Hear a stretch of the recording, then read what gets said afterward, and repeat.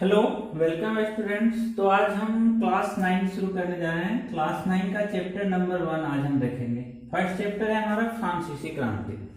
तो दुनिया में 3 क्रांति हुआ, फ्रांसीसी क्रांति, रूसी क्रांति और नात्सीवाद का उदय। ये तीनों जो है पूरे दुनिया के विकास के लिए ये तीनों बहुत महत्वपूर्ण है। फर्स्ट हमारा है फ्रांसीसी क्रांति। तो फर्स्ट है हमारा फ्रांसीसी क्रांति, सेकंड है रूसी क्रांति एंड थर्ड है नात्सीवाद का उदय। तो पूरे विश्व इतिहास के लिए ये तीनों जो रिवॉल्यूशन है इट इज वेरी इंपॉर्टेंट। तो नेक्स्ट हम देखते हैं कि फ्रांसीसी क्रांति हम लोगों को पढ़ना है। फ्रांसीसी क्रांति तो जैसे अंग्रेजों से भारत गुलाम था, अंग्रेजों के गुलाम थी हमारे भारत, तो वैसे ही फ्रांस में फ्रांस की क्रांति होती है। 1714 जुलाई 1789 की सुबह की बात है जब फ्रांस में क्रांति की शुरुआत हुई, फ्रांसीसी क्रांति का शुरुआत हुआ। तो 14 जुलाई 1789 की सुबह पेरिस नगर में क्या होता है, पूरा आतंक का माहौल रहता है। सम्राट ने, जो वहां के सम्राट थे यानी कि फ्रांस के जो सम्राट थे उन्होंने युद्ध का आह्वान कर दिया। जितने भी सैनिक थे, सैनिकों को लेकर वहां के जो सम्राट होते थे, सम्राट इंपरर होते थे, उन्होंने युद्ध का ऐलान कर दिया यानी कि क्रांति का शुरुआत कर दिया। जितने भी सैनिक थे उन सभी को आदेश दे दिया गया कि युद्ध के लिए उन्हें आदेश दे दिया गया। तो पूरे शहर में यह अफवाह फैल गया था कि वहां का जो सेना है और नागरिकों पर गोली चलाने का आदेश देने वाला है। फ्रांस में क्या था, पेरिस शहर में, फ्रांस की राजधानी है पेरिस। तो पेरिस में यह अफवाह फैला दिया गया था कि वहां की जो सेनाएं हैं, वहां की जो पुलिस है, वो वहां के लोकल लोगों पे, लोकल जो पब्लिक थे उन पे गोली चलाने का उन लोगों को आदेश देने का छूट मिला है। ये अफवाह फैला दिया गया। तो हम समझेंगे कि अफवाह क्यों फैलाया गया, इसका रीजन क्या था। तो 18वीं सदी में जो था, पूरा 18वीं सदी में ब्रूगो वंश का लुई 16वां जो था वो राजगद्दी पर आसीन हुआ था। 1774 ईस्वी का बात है। फ्रांसीसी समाज में हम लोग किस सदी का बात कर रहे हैं, 18वीं सदी की बात कर रहे हैं। तो सन 1774 में ब्रूगो राजवंश का लुई 16 राजगद्दी पर आसीन हुआ। तो देखेंगे कि जो सम्राट है सो 14 जुलाई 1789 को क्रांति की शुरुआत कर दी। लोगों में यह अफवाह फैला दिया गया कि वहां की जो सेना है, पेरिस की जो पुलिस है, वो लोगों पे गोली चलाएगी। गोली चलाने का उन लोगों को आदेश मिला है। तो आगे क्या होता है कि जितने भी लोग रहते हैं, सैकड़ों लोगों का एक समूह होता है, तो पेरिस नगर के पूर्वी भाग की ओर चल पड़ता है। तो वहां एक किला है, बास्तिल का किला, तो उसको जेल में तब्दील किया गया था। तो उसको तोड़ डाला वहां के लोगों ने, जहां पे भारी मात्रा में गोला बारूद मिलने का संभावना था। तो हथियार पर कब्जा की सशस्त्र लड़ाई में बास्तिन का जो कमांडर था, बास्तिन का कमांडर वो मारा गया। बास्तिन का जो कमांडर था, अभी हम लोगों को पूरा बुक में देखना है, 9 क्लास के बुक में देखना है कि बास्तिन का जो चित्रकारी है वो देखना है हम लोगों को। वो बहुत फेमस हुआ था, मतलब इतना ज्यादा वहां पे आग लगा दिया गया कि बास्तिन का कमांडर वहां पे मारा गया। बास्तिन का कमांडर को मार दिया। जितने वहां पे हथियार थे और जितने भी कैदी थे, बास्तिन के जेल में जितने भी कैदी थे उन लोगों को रिहा करवा लिया गया। वहां के लोगों ने रिहा करवा लिया, जेल को तोड़ दिया गया। तो उसके अंदर जितने भी कैदी थे वे बाहर आ गए, तथा जो किले में जो अवशेष बचा हुआ था उसको वहां पे गिरा दिया गया। इस घटना के बाद क्या होता है, कई दिन तक पेरिस तथा देश के जितने भी क्षेत्र थे, यानी कि पेरिस के जितने भी देहात क्षेत्र थे, शहरी क्षेत्र थे, वहां पे क्या हुआ, संघर्ष होता रहा, बहुत दिनों तक संघर्ष होता रहा। ओके, तो इससे फ्रांसीसी क्रांति की शुरुआत कहा जा सकता है। तो इस घटना के बाद कई दिन तक क्या हुआ, पेरिस तथा देश के देहाती क्षेत्रों में कई और संघर्ष हुआ। अधिकांश जनता पावरोटी की महंगी कीमत का विरोध कर रहे थे। जैसे हम लोग इस चीज को रिलेट कर सकते हैं कि जैसे बंगाल में 3 साल आलू का खेती नहीं हुआ था, तो बंगाल में अकाल पड़ गया था, सिर्फ आलू का अकाल, आलू के कारण लोग मर रहे थे। तो वैसे ही पेरिस शहर में जो लोग विरोध कर रहे थे, पाव रोटी का विरोध कर रहे थे, पाव रोटी का विरोध कर रहे थे। ओके, अधिकतर लोग जो थे सो पाव रोटी का विरोध कर रहे थे, पाव रोटी का महंगा कीमत का भी लोग विरोध कर रहे थे। तो बाद में क्या होता है, इस दौर का इतिहासकारों ने क्या किया, इतिहासकारों ने इस चीज को दोहन करने का काम किया, हम कर सकते हैं, इस चीज को तोड़ मरोड़ कर परोसने का काम किया हम लोगों के सामने, दुनिया के सामने, दुनिया के इतिहास के सामने। तो ऐसे फ्रांसीसी क्रांति का शुरुआत होता है। तो फ्रांसीसी क्रांति की शुरुआत हो गई, तो इसमें अगला जो हमारा पॉइंट आता है कि लोगों में जीने का संघर्ष इस तरह से शुरू हुआ।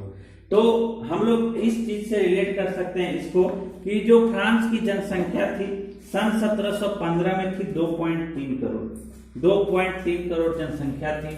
तो क्या हुआ, 1789 में बढ़कर 2.8 करोड़ जनसंख्या हो गया। तो वहां के सम्राट के सामने जो सबसे बड़ा चुनौती था कि लोगों के जीने के लिए रोजगार, रोजी रोजगार, रोटी की व्यवस्था की जाए, रोटी की व्यवस्था की जाए। पाव रोटी की फैक्ट्रियां बंद हो चुकी थी, बास्तिन का जेल को ढा दिया गया था, बास्तिन के किले को नष्ट कर दिया गया था, वहां सिर्फ अभी अवशेष भर बचे हुए थे। जितने भी देहात और शहरी इलाके थे पेरिस शहर में, वहां पे संघर्ष चल रहा था। तो ऐसे हमारा फ्रांसीसी क्रांति का शुरुआत होता है। फ्रांस की जनसंख्या 1715 में 2.3 करोड़ थी, वो 1789 में बढ़ के 2.8 करोड़ हो गई। तो सम्राट के सामने सबसे जो मुख्य कारण था वो रोटी का समस्या था, लोगों की रोजगार का समस्या था।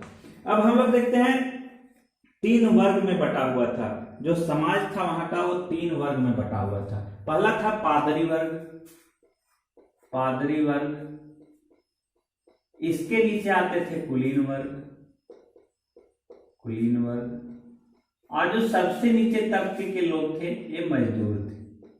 तो 3 प्रकार के लोग थे।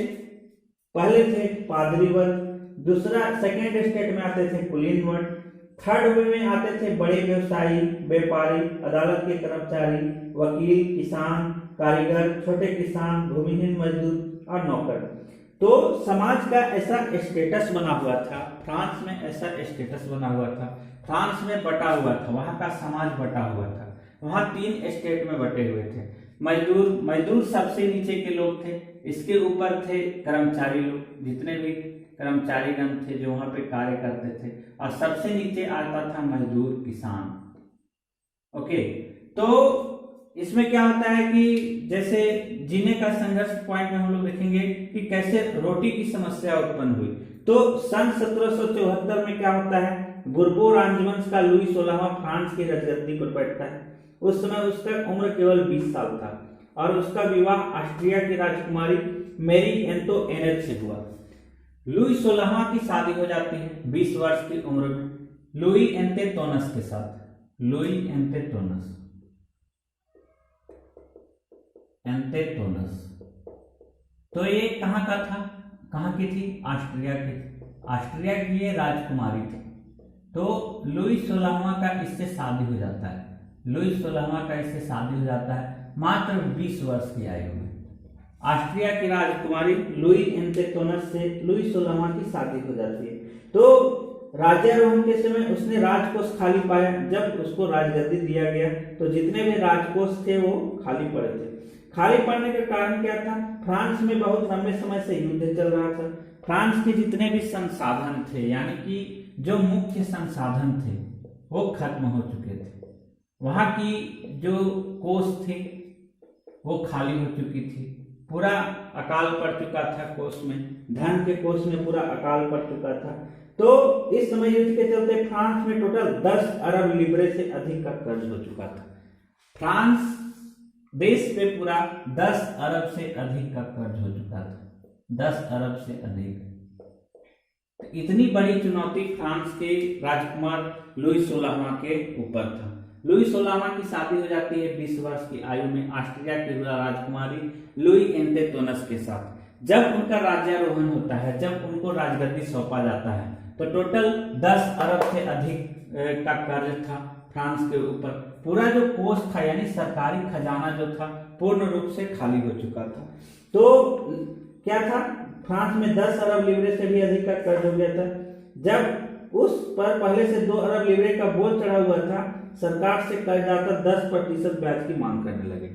जितने भी लोग कर्ज दिए थे, जो कर्ज दिए हुए थे गवर्नमेंट को, सरकार को जो कर्ज दिए थे, वो सरकार से उन लोग 10% अधिक मांगने लगे, 10% अधिक कर्ज की मांग करने लगे। तो क्या हुआ, सरकार के ऊपर बोझ बढ़ गया। और सरकार के ऊपर बोझ बढ़ने से क्या होता है कि जो गवर्नमेंट, हम किसको बोल रहे हैं, लुई 16 जो फ्रांस के राजकुमार थे उस टाइम, इनको गद्दी मिला और फिर उनके ऊपर 10 अरब से अधिक की कर्ज ऑलरेडी हो चुकी थी। तो उससे क्या होता है कि उनके ऊपर और बोझ बढ़ता है। उनकी उम्र, वर्तमान उम्र क्या थी, 20 वर्ष उनकी उम्र थी।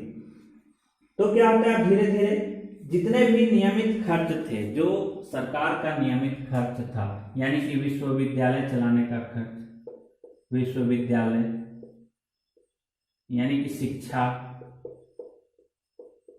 जितने भी फैक्ट्री थे, तो अर्थव्यवस्था तो ऑलरेडी आगे से खराब थी।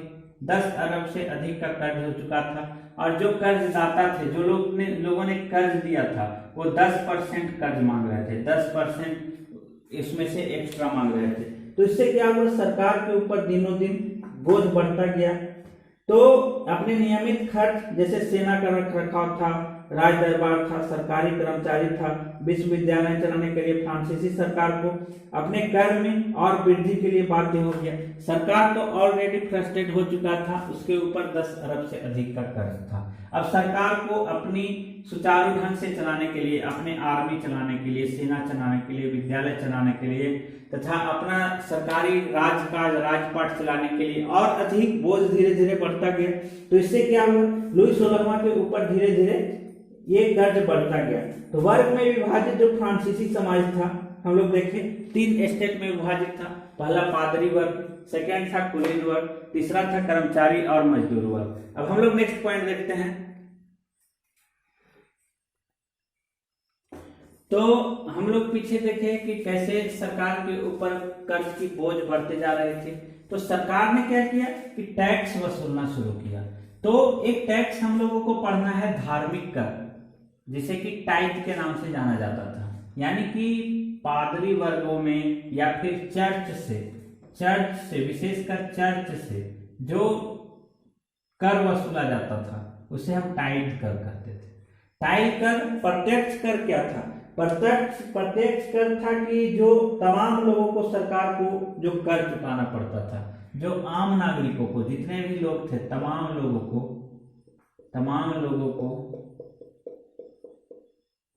सरकार को कर चुकाना पड़ता था।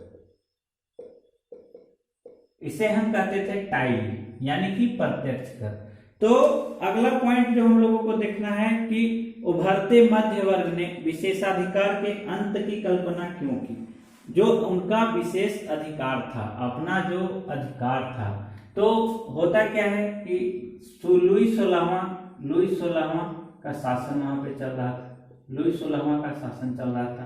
पूर्ण रूप से जो था सब खजाना खाली हो चुका था। लोगों में क्या था, लोगों में एक गुस्सा था, उन लोगों का कर बढ़ा दिया गया था। तो जो कुछ समाज के तो लोगों में क्या था, असंतोष की भावना था। तो मध्य वर्ग जो था, यानी कि समाज का जो मध्य वर्ग था, उसमें ये असंतोष की भावना जागृत हो गई थी। उन्हें लगने लगा था कि हमारा जो विशेष अधिकार है अपना, वो हमारा छीन जाएगा। उन्होंने अपने अंत की कल्पना की। तो पहले भी कर बढ़ने लगा। अकाल के समय किसान और कामगार विद्रोह कर चुका था पहले, परंतु उनके पास क्या था, सामाजिक और आर्थिक व्यवस्था में बुनियादी बदलाव लाने के लिए साधन और कार्यक्रम नहीं था। तो ये जिम्मेवारी तीसरे स्टेट के उन समूहों ने उठाया जो समृद्ध और शिक्षित होकर नए विचार के संपर्क में आ सकते थे। तो जो लोग पहले से समाज में जुड़ चुके थे, जिन्होंने नौकरी करना शुरू कर दी, कारखानों में काम करना शुरू कर दिया, समाज के ऊपरी वर्ग के लोग थे, जो मध्य वर्ग के लोग थे, उनमें क्या था कि उन्होंने अपनी सोच को इस तरीके से विकसित कर लिया था कि उन्होंने इसकी कल्पना नहीं की। जो अपना विशेष अधिकार हनन था, उसकी उन्होंने कल्पना नहीं की। लेकिन जो निम्न वर्ग के लोग थे, यानी कि जो कुलीन वर्ग थे बोल सकते हैं, या फिर जो एकदम मजदूर वर्ग के नीचे के लोग थे, 3 स्टेट में जो सबसे लास्ट स्टेज के लोग थे, उन्हें ये लगने लगा कि हमारा धीरे धीरे क्या होगा, अपना जो हमारा अधिकार है वो हमारा अधिकार छीन जाएगा। उनका जो सामुद्रिक व्यापार था तथा ऊन तथा रेशमी वस्त्र का उत्पादन था, उन्होंने क्या किया, उसका उत्पादन पर बल दिया। जो ऊनी वस्त्र का उद्योग था, ऊनी और सूती वस्त्र का उद्योग तथा समुद्री व्यापार जितना भी था, उन्होंने इसको बढ़ाना शुरू किया। ओके, इससे क्या हुआ फायदा कि जो सरकार उनसे कर लिया करती थी, यानी कि जो टैक्स पेयर लोग थे, उन लोगों को इसमें राहत महसूस हुआ, इन लोगों को ज्यादा राहत हुआ। तो अगला हम लोग देखते हैं कि जो राजा था मॉन्टेस्क्यू, सामाजिक अनुबंध पर उसने सरकार का प्रस्ताव रखा। तो मॉन्टेस्क्यू ने the spirit of the laws नामक किताब लिखा, the spirit of the laws, the spirit of the laws. Montesquieu एक विचारक था। The spirit of laws, the spirit of laws, ये बुक की रचना की थी मॉन्टेस्क्यू ने। तो ये बुक में उन्होंने कहा, द मॉन्टेस्क्यू ऑफ लीज नामक बुक में, कि सरकार के अंदर जो विधायिका, कार्यपालिका और न्यायपालिका के बीच सत्ता का विभाजन का बात है, वो इन्होंने कहा। जो सरकार के अंदरूनी मामला था, सरकार का जो अंग था, यानी कि विधायिका पहला, विधायिका दूसरा था कार्यपालिका और न्यायपालिका। ये बात किसने कही फ्रांस में? द स्पिरिट ऑफ लॉज नामक बुक में मॉन्टेस्क्यू ने कही। ओके, तो मॉन्टेस्क्यू ने इस चीज की परिकल्पना की थी कि जो सत्ता का विभाजन है विधायिका, कार्यपालिका और न्यायपालिका पे, उसका बात इन्होंने इस किताब में कही। तो जब संयुक्त राज्य अमेरिका ने 13 उपनिवेश ने ब्रिटेन से खुद को आजाद घोषित कर दिया, 13 उपनिवेशक थे, तो अमेरिका ने क्या किया, अपने आप को जब आजाद घोषित कर दिया तो वहां इसी मॉडल का सरकार बना। जब 13, ब्रिटेन के कुल कितने उपनिवेशक थे? 13 उपनिवेशक थे। तो 13 उपनिवेशक में से एक उपनिवेशक था अमेरिका भी ब्रिटेन का गुलाम रह चुका था। तो उसने अपने आप को जब आजाद घोषित किया तो उसका भी इसी तर्ज पे सरकार बना, विधायिका, कार्यपालिका और न्यायपालिका। अब अगला पॉइंट हम लोग देखते हैं। तो नेक्स्ट पॉइंट में हम लोग देखते हैं कि फ्रांसीसी क्रांति की शुरुआत कैसे हुई। तो जैसे जो तीसरे वर्ग के लोग थे, यानी कि जो मध्य वर्ग के लोग थे, ठीक है, उनमें असंतोष बहुत ज्यादा गहराते जा रहा था, असंतोष की भावना गहराते जा रहा था। तो हम पॉइंट बनाए हुए हैं कि 1774 ईस्वी में क्या होता है, लुई 16वां फ्रांस का राजा बनता है। जितना भी सरकारी खजाना था वो खाली हो चुका है। जितना भी प्राचीन राजतंत्र के सपोर्ट में जो समाज था उनमें क्या होता है, असंतोष की भावना गहराते जाती है। नेक्स्ट जो है बहुत इंपॉर्टेंट है 1789। इसमें क्या होता है कि जो तृतीय स्टेट रहता है, यानी कि तीसरा वर्ग जो रहता है, उन्होंने क्या किया, नेशनल असेंबली बनाने का गठन कर दिया। और क्या होता है, 1789 में बास्टिन पे हमला होता है, देहात में किसानों का विद्रोह शुरू हो जाता है। तो फ्रांस की क्रांति की शुरुआत हम लोग देख चुके हैं कि लुई 16वां राजा बनता है। तो लुई 16वां के राजा बनने के बाद क्या होता है, जितना भी सरकारी खजाना रहता है वो खाली हो चुका है। तो उससे क्या होता है, सरकार ने टैक्स बढ़ा देता है। जब लुई 16वां का शासन होता है, फ्रांस पे अधिकार जमाया जाता है लुई 16 के द्वारा, लुई 16वां के द्वारा, तो वहां का जो सरकारी खजाना हम लोग पढ़े कि पूरा खाली हो चुका है। तो उसने क्या किया, कर में बढ़ोतरी कर दी, टैक्स लोगों में बढ़ा दिया। हम लोग 2 प्रकार का टैक्स देखे, एक धार्मिक टैक्स देखे और एक वैचारिक टैक्स देखे, जो आम लोगों को, यानी कि जो सिंपल लोग वहां थे उन लोगों को देने के लिए था, राइट। तो जो समाज था, जो समाज ये चीज नहीं कर सकता था, जो प्राचीन समाज को मानता था, प्राचीन राजतंत्र को मानता था, उनमें क्या हुआ, असंतोष का भावना गहराने लगा। तो धीरे धीरे क्या हुआ, सरकार के प्रति लोग नाराजगी जाहिर करने लगे। तो वैसे ही फ्रांसीसी सम्राट लुई 16वां ने क्या किया कि 5 मई 1789 को नया कर लाया। 5 मई 1789 को लुई 16वां ने 5 मई 1789 को एक नया कर लाया। इसमें उन्होंने कहा कि जितने भी मजदूर वर्ग के लोग हैं तथा जो समुद्री व्यापार करते हैं उन लोगों के लिए अलग से प्रस्ताव लाया गया, अलग से बैठक बुलाया गया। तो प्रतिनिधि का मेजबानी किया गया, आलीशान भवन को सजाया गया तथा पहले दूसरे स्टेट ने इसमें बैठक में 300 प्रतिनिधि भेजा और तीसरा स्टेट के 600 प्रतिनिधि उनके पीछे खड़े किए गए। तो जो तीसरे स्टेट का प्रतिनिधित्व था वो समृद्ध और शिक्षित वर्ग कर रहे थे, यानी कि जो तीसरे स्टेट के लोग थे उन्होंने पूरे समृद्ध तथा शिक्षित लोग थे, शिक्षित लोग थे। इसमें 600 लोग थे, 600 लोगों का सदस्य बनाया गया था, टोटल 600 लोग थे। तो इन्होंने क्या किया कि जो प्रतिनिधित्व कर रहे थे, जो समृद्ध एवं शिक्षित वर्ग थे, किसान, औरत एवं कामगार का सभा में प्रवेश वर्जित कर दिए थे। फिर भी लगभग 40,000 पत्र के माध्यम से उनकी शिकायत एवं मांग की सूची बनाई गई, जिसे प्रतिनिधि अपने साथ लेकर आए हुए थे।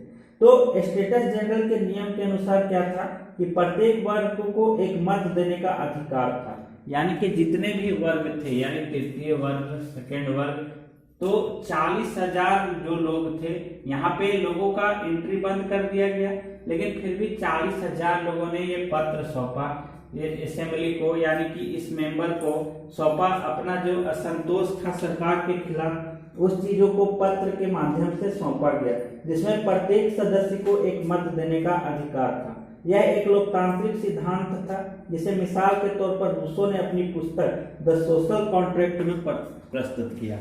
द सोशल कॉन्ट्रैक्ट एक पुस्तक है, द सोशल कॉन्ट्रैक्ट, ये रूसो की पुस्तक है। तो रूसो की पुस्तक में यह दर्शाया गया है कि प्रत्येक लोगों को, यानी कि लोकतांत्रिक तरीके से इस चीज का चुनाव करवाया गया। लोकतांत्रिक तरीके से क्यों?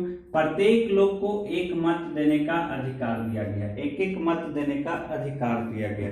तो ये पूर्ण रूप से लोकतांत्रिक सिद्धांत था, जिसे मिसाल के तौर पर रूसो ने अपनी पुस्तक द सोशल कॉन्ट्रैक्ट में प्रस्तुत किया। जब सम्राट ने इस प्रस्ताव को अस्वीकार कर दिया तो तीसरे स्टेट के प्रतिनिधि विरोध जताते हुए सभा से बाहर चले गए। जब ये प्रस्तुति दिया गया सम्राट के सामने, यानी कि लुई 16वां के पास, लुई 16 के पास ये बात को पहुंचाया गया, तो उसने दरकिनार कर दिया, इस बात को मानने से इनकार कर दिया। तो इससे क्या होता है, आगे 1789 में स्टेटस जनरल के आह्वान पर तृतीय स्टेट ने नेशनल असेंबली का गठन किया। ठीक है, तो ये हम लोग देखें, तो इससे क्या होता है कि जो नेशनल असेंबली का संविधान प्रारूप था वो पूरे तरह से अपने जो प्रारूप बनाने में थे वे पूरे व्यस्त थे। पूरा फ्रांस आंदोलन कर रहा था, कड़ाके की ठंड के कारण फसल मारी गई थी और पाव रोटी की कीमत आसमान छू रही थी।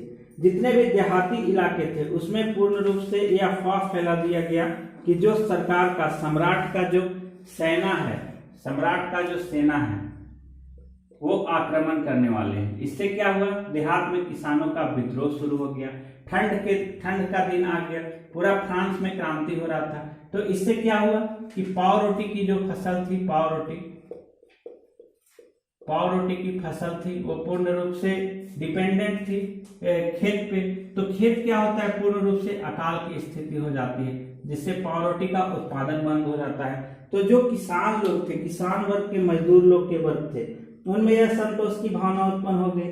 अब हम लोग देखते हैं नेक्स्ट पॉइंट कि फ्रांस संवैधानिक राजतंत्र कैसे बना। तो नेक्स्ट टॉपिक हम लोग देखते हैं कि फ्रांस जो है संवैधानिक राजतंत्र कैसे बन गया। तो पहले हम लोग देखते हैं कि यहाँ पे 3 सिद्धांत पे काम कर रहा था। पहला जो था सो न्यायपालिका, उसके बाद था विधायिका, एंड जो लास्ट था वो था कार्यपालिका। तो हम लोग इसको रिलेट करेंगे कि न्यायपालिका में न्यायाधीश थे,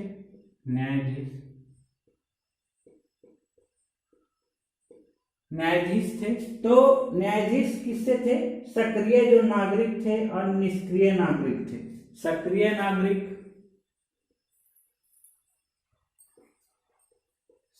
नागरिक तथा निष्क्रिय नागरिक दोनों थे इसमें। दोनों लोगों को अधिकार मिला हुआ था। जो सक्रिय नागरिक थे, सक्रिय नागरिक में जिनके पास मताधिकार के लिए लोग थे, कितने लोग थे? 2.8 करोड़ की जनसंख्या, लगभग 40 लाख लोग जनसंख्या थी टोटल 2.8 करोड़।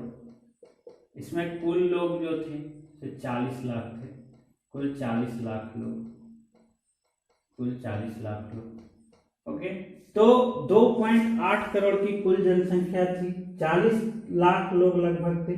निर्वाचन टोटल था, तो निष्क्रिय लोग थे कितने? 25 वर्ष से कम उम्र के लोग लगभग 30 लाख लोग।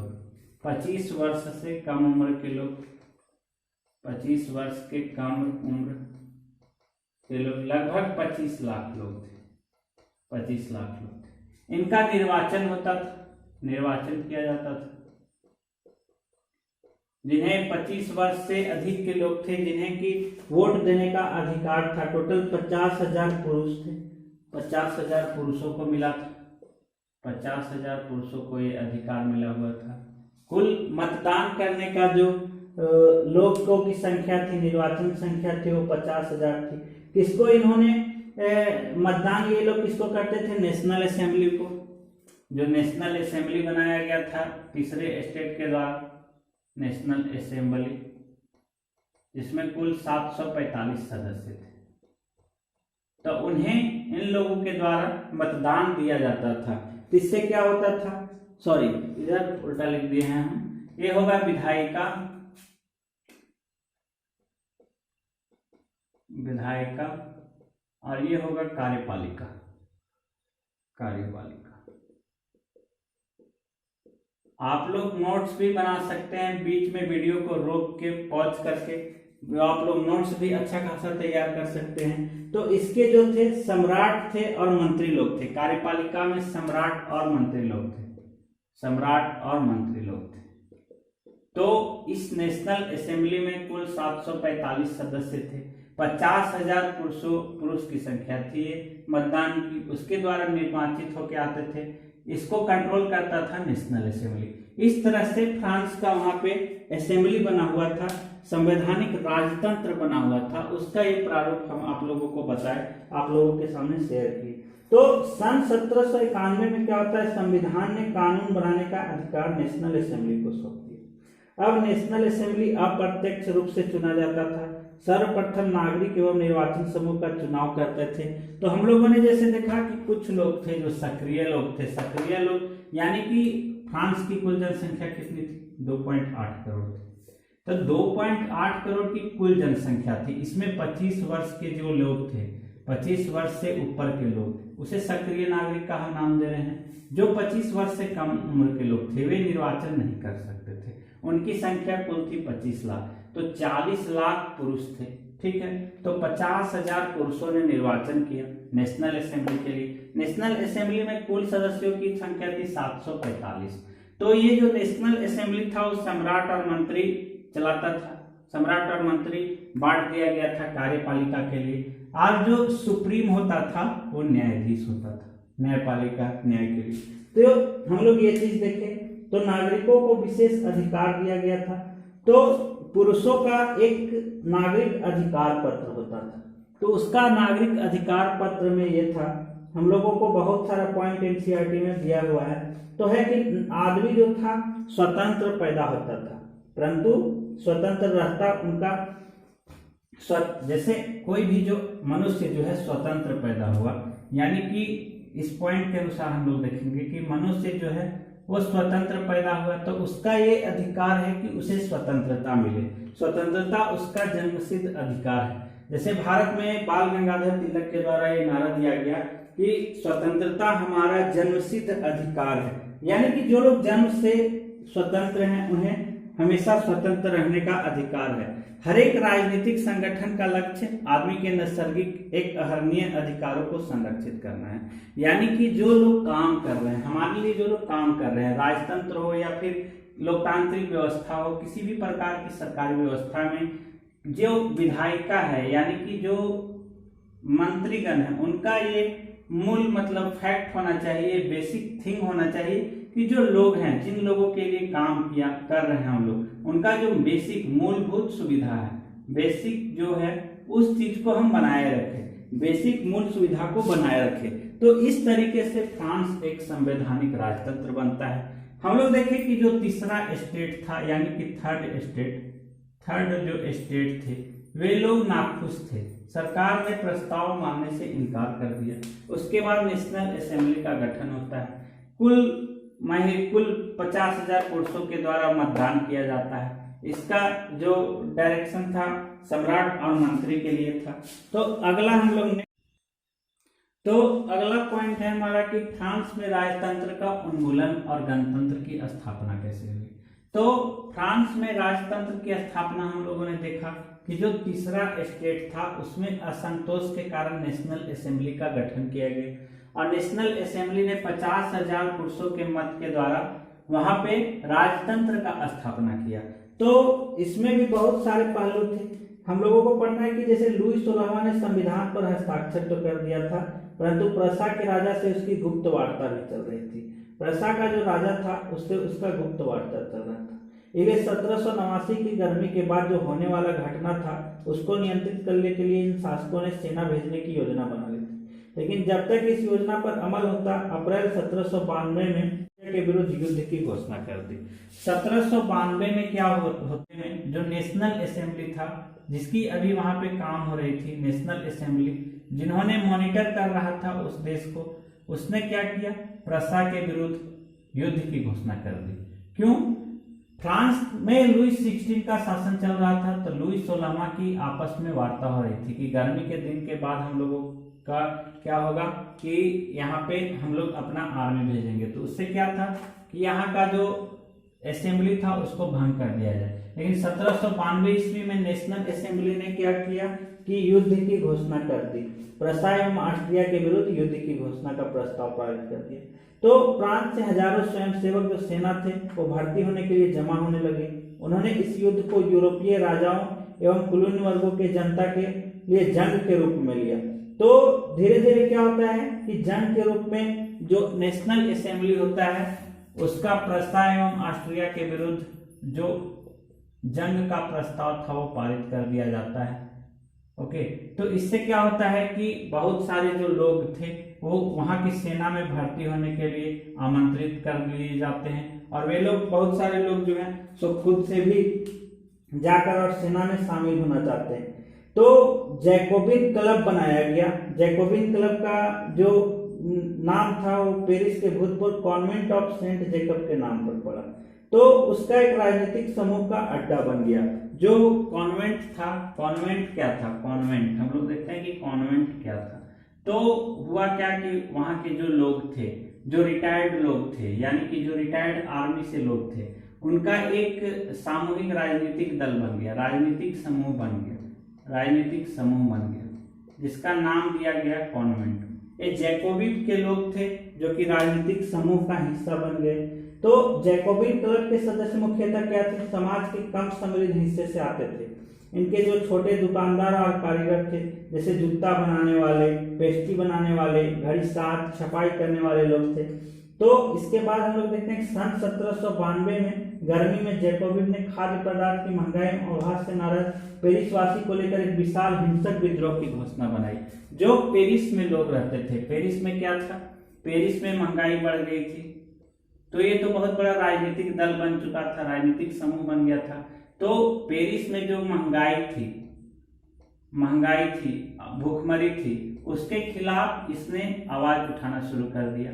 पेरिस के खिलाफ इन्होंने आवाज 1792 ईस्वी में आवाज उठाना शुरू कर दिया।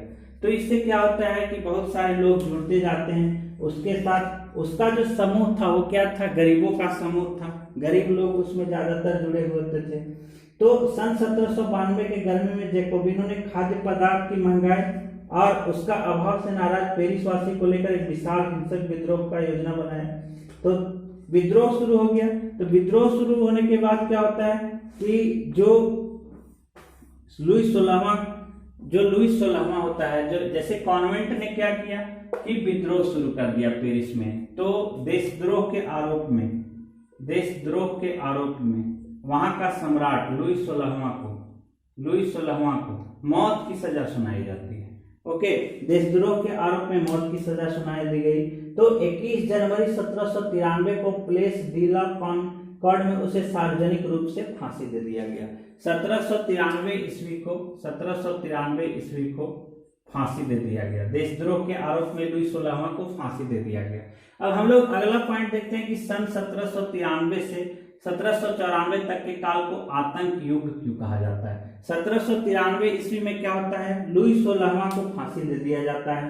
तो रोबेस्पियर ने नियंत्रण और दंड की सख्त नीति अपनाई हुई थी। उसके हिसाब से गणतंत्र के जो शत्रु थे वो कुलीन एवं पादरी वर्ग थे। अन्य राजनीतिक दलों के सदस्य, उसकी कार्यशैली से असहमति रखने वाले पार्टी सदस्य, उन सभी को गिरफ्तार कर जेल में डाल दिया गया। यानी कि जो रोबेस्पियर था, रोबेस्पियर यानी कि राजनीतिक समूह था रोबेस्पियर, तो इसका कहना था कि जो कुलीन और पादरी वर्ग है वो देश के लिए दुश्मन है। कुलीन और पादरी वर्ग क्या है, देश के लिए दुश्मन है। तो इसके अनुसार जो कुलीन और पादरी वर्ग थे वो क्या थे, देश के लिए दुश्मन थे। रोबेस्पियर सरकार ने कानून बनाकर क्या किया, मजदूर और कीमतों की अधिकतम सीमा तय कर दी। यानी कि रोबेस्पियर ने क्या किया कि अपने अनुसार काम करना शुरू कर दिया। जितने भी वस्तु थे उनकी कीमत इसने तय की, वस्तु की कीमत तय कर दी।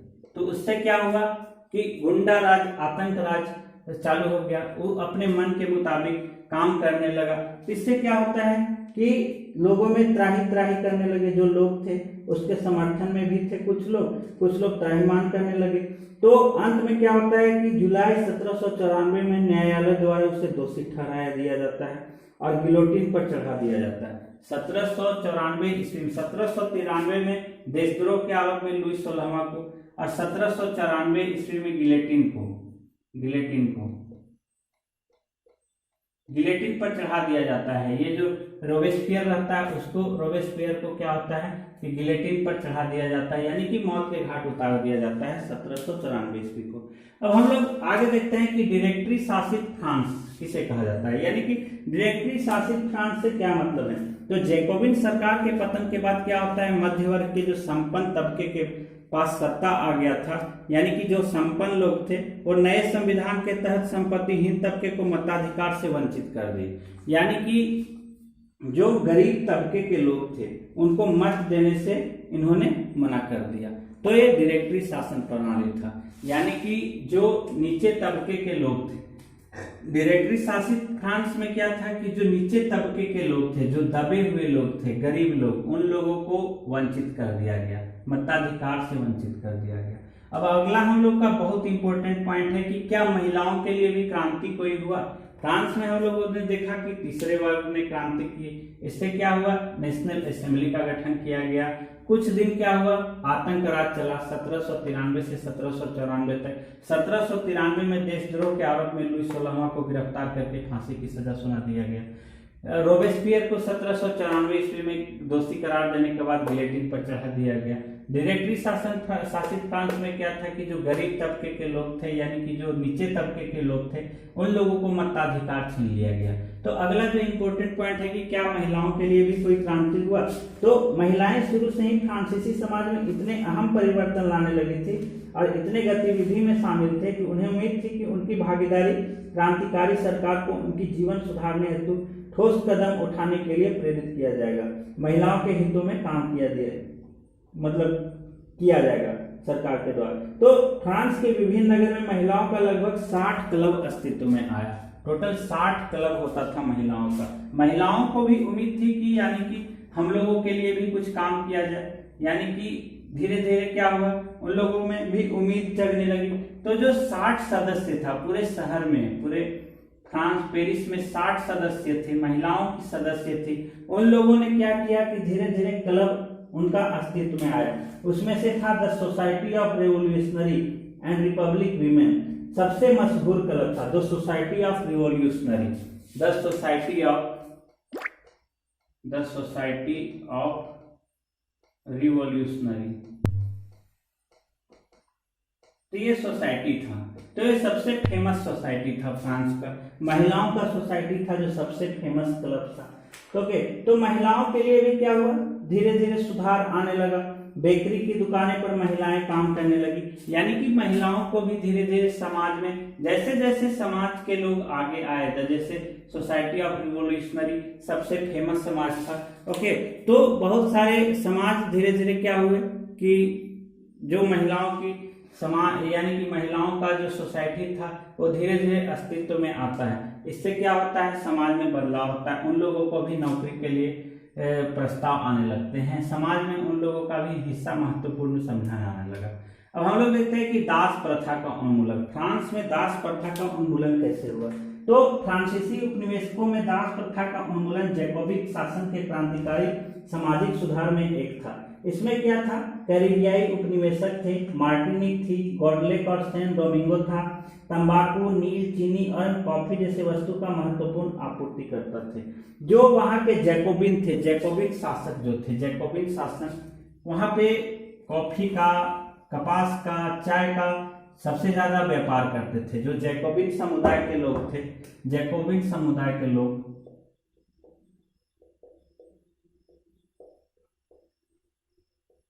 ये लोग कॉफी के लिए जाने जाते थे, यानी कि कॉफी फ्रांस में सप्लाई के लिए जाने जाते थे। तो धीरे धीरे क्या हुआ, अपरिचित एवं दूर देश जाने और काम करने के लिए यूरोपियों की अनिच्छा का मतलब था बगान में श्रम की कमी। जितने भी फ्रांस में बगान थे, तो जैकोबिन समुदाय के जो लोग थे उनको हम लोग बोलते हैं दास लोग, दास बोल सकते हैं। इन लोगों को काम के लिए बाहर जाना पड़ता था। क्यों? क्योंकि यहाँ पे जमीन की कमी थी, खेती जमीन की कमी थी। तो धीरे धीरे इनका लाइफ कैसे अस्तित्व में आया, तो क्या हुआ कि अटलांटिक महासागर के पार जो कैरिबियाई देश था, 3 माह की लंबी समुद्री यात्रा के लिए जहाज में ठूस दिया जाता था। वहां उन्हें बगान मालिकों को बेच दिया जाता था। तो जो दास श्रम के बल पर यूरोपीय बाजार में चीनी, कॉफी, नील का बढ़ता मांग को पूरा करना संभव हुआ। तो क्या हुआ कि धीरे धीरे जो बगान मालिक थे वो अपने आर्थिक हित साधने के लिए अफ्रीकी निग्रो लोगों को गुलाम बनाने का स्वतंत्रता मिल गया। तो फ्रांसीसी उपनिवेशकों से अंतिम रूप से दास प्रथा का उन्मूलन कब हुआ? 1848 ईस्वी में। दास प्रथा का उन्मूलन कब हुआ? 1848 में।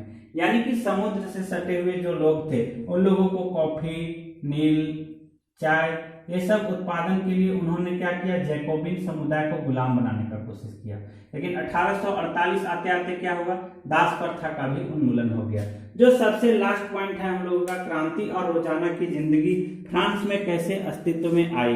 तो क्या होता है कि धीरे धीरे दास प्रथा का उन्मूलन हो जाता है। तो राजनीतिक लोगों का पहनावा, उनका बोलचाल अथवा उनके द्वारा पढ़ी जाने वाली पुस्तकों को बदल सकना जरूरी था, यानी कि बदलाव जरूरी था। तो सन 1789 के बाद के वर्ष में फ्रांस के पुरुष, महिला, बच्चा जितना भी था 1789 के बाद यानी कि 1789 के बाद लोगों के पहनावे में बदलाव आने लगा। वहां का जो शैक्षणिक स्तर था, जीवन धीरे धीरे सुधरने लगा। वहां के लोग धीरे धीरे अच्छे स्तर में, नेक्स्ट लेवल के स्तर में आने लगे। तो बास्टिल के विध्वंस के बाद सन 1789 के गर्मी में जो सबसे महत्वपूर्ण कानून अस्तित्व में आया था वो सेंसरशिप की समाप्ति थी, जो बहुत दिनों से चला आ रहा था। 1789 ईस्वी में सेंसरशिप की समाप्ति हो जाती है। सेंसरशिप की समाप्ति हो जाता है। ये जो है सेंसरशिप की समाप्ति, ये वहां का जो सबसे महत्वपूर्ण कानून था उसका समाप्त आया, अस्तित्व में आया। तो प्राचीन राजतंत्र के अंतर्गत तमाम लिखित जो सामग्री था, सांस्कृतिक गतिविधियां थे, किताब, अखबार, नाटक को राजा के सेंसर अधिकारों द्वारा पास किए जाने के बाद ही प्रकाशित या मंचित किया जा सकता था। तो इसका क्या हुआ, धीरे धीरे मतलब समाज में बढ़ावा मिलने लगा। तो आज हम लोग देखें कि फ्रांस की क्रांति की शुरुआत कैसे हुई, फ्रांस कैसे संप्रभु राष्ट्र की स्थापना वहां पे किया गया।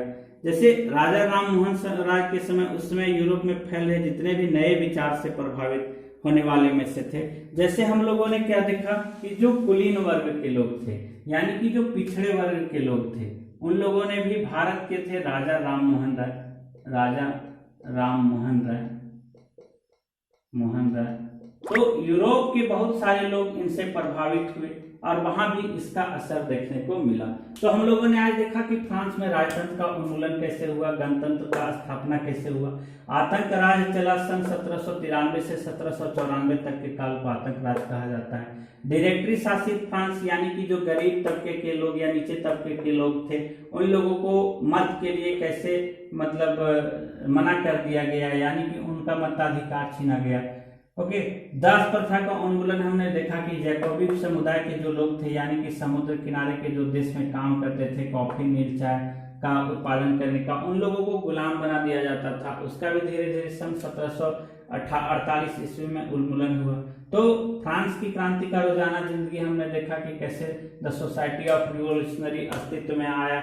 इससे महिलाओं की स्थिति, महिलाओं की क्रांति में सुधार हुई। Okay, thank you students.